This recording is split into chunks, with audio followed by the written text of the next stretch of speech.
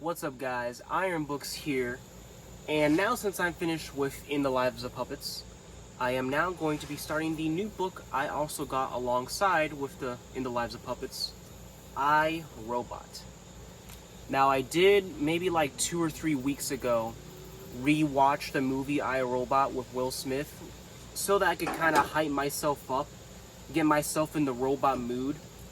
But honestly, the short story in the Lives of Puppets at the end of the book kind of really hyped me up and really got me in the robot mood, the new consciousness, the new sentience mood. So I've been properly set up, properly engaged for this book that I am reading, and it'll be pretty dang fast too. I think there's like only 5 chapters. So, first chapter done, which was solely based on Robbie. But first, we need some introductions.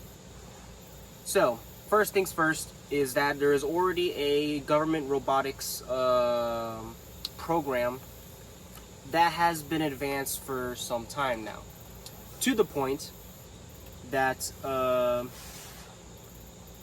that humanity in this current day and age in iRobot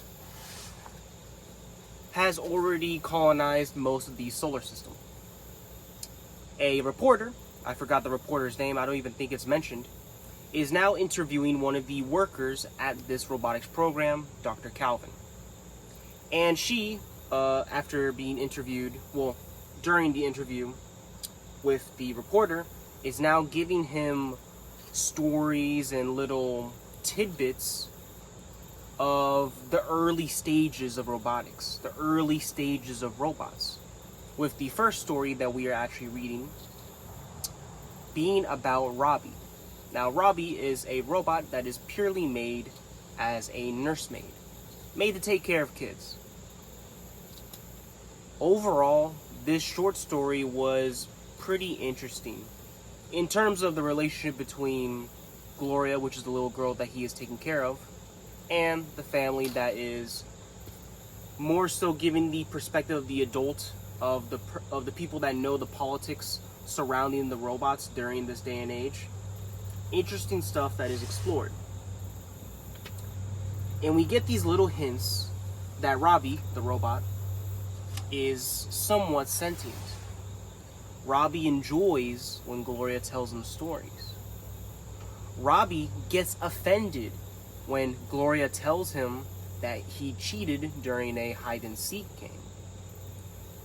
Robbie, in my opinion, even though this is a very early robot, is already sentient.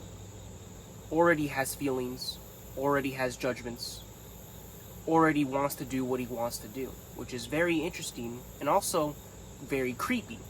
Which the mother of Gloria, Miss Weston, is superbly creeped out about. Mostly because of Gloria only hanging out with the robot while not hanging out with real people. While the husband, the father, doesn't really give 2 craps. It allows him to just relax more, having a nursemaid full-time for Gloria. And he thinks his wife is just overdramatic in most cases. And then eventually, the wife convinces Mr. Weston to give up the robot and replace it with a dog, which Gloria finds horrifying. She is so upset to the point where now she is losing weight. She is losing weight because she's literally depressed from not having a friend. Interesting stuff. And one that the father kind of predicted and gives his wife shit about.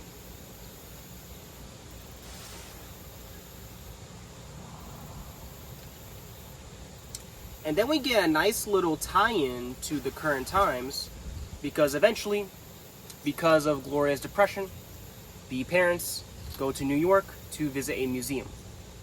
They visit this museum purely about robots.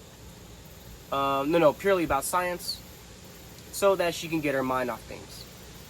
During this museum, Gloria talks to a talking robot. A robot specifically designed just to answer questions for people. And as she's asking this robot questions, a little older girl behind her, which is Dr. Calvin, back in the day, was observing this situation. And what was interesting here during this segment was that as Gloria was giving questions to the robot, eventually saying that there are other robots around, the robot basically just shits itself. It's so surprised and confused by the idea of there being other robots like him that the talking robot short circuits and basically dies. Interesting stuff when it comes to the consciousness of a robot. Eventually, Gloria gets the robot back because Robbie saves her life from a close impending doom from a vehicle accident in a robot factory. But eventually had to give him up when she was older due to people really not liking robots and wanting them decommissioned and taken away. Overall, first short story, very interesting, and I am very intrigued as to what will happen next. So far, is not the same as the iRobot movie, obviously, but it gives off the same vibe in my opinion. I heard a lot of people hate the movie. I personally love it. Bit cheesy, but I personally love the movie. And so we'll see if anything new comes of this. We'll see if there's a short story in here that is more similar to the movie. Who knows? Overall, though, very interesting start. A very cool start.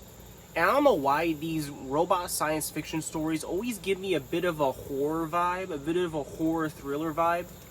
Just the idea of something made of steel and metal and springs being able to think, being able to sound out emotions, being able to be free will as free will kind of is very interesting and very horrifying. Anyways, interesting stuff, guys, and I will see y'all for part 2 of my iRobot review.